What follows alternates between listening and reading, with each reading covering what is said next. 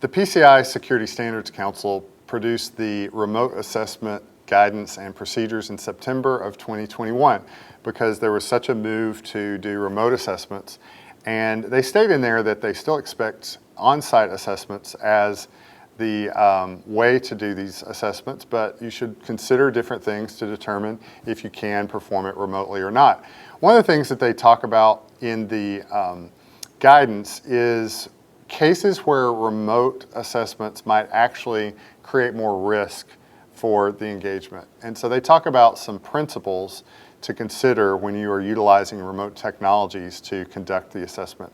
The first one is that these activities must not reduce or negatively impact the security of the environment being assessed. Sometimes clients don't want to install agents or applications, or they don't want to create connections with tools that are collecting data.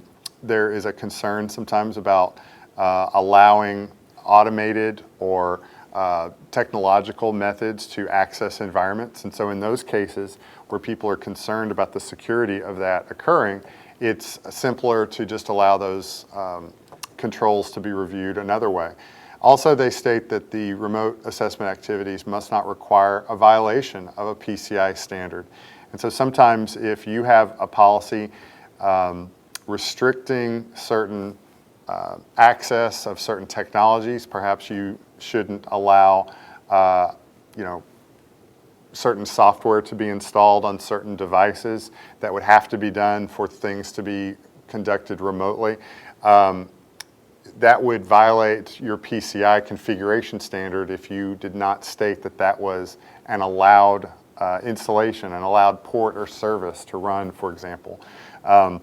Sometimes a company will have a standard that doesn't allow video or recording technologies to enter a certain area, but you will allow an escorted guest to walk through those sensitive areas. And so if you are violating those things that you've put into place to meet the PCI standards, that would be a scenario where you should not violate that simply to allow a remote assessment to occur. Another principle is that the remote assessment activities must be designed and implemented in a manner to avoid introducing additional risk of disruption to the entity's operations.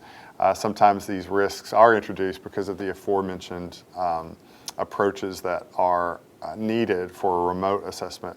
And then finally, they state that one of the principles for remote assessments is that it must be performed with the same rigor and integrity as an on-site assessment. And so that's something to evaluate. The conversations and the observations that occur in an on-site way, when we look at the remote approach, are we able to, for those controls that need to be reviewed, are we able to achieve the same level of rigor and integrity as we would if we were observing those processes directly? So we would love to talk to you about this and evaluate if you are getting out of your assessment what you should, and are you experiencing a thorough enough engagement with a security specialist who's walking you through this in your remote assessment. Please contact us and let's have a conversation about it.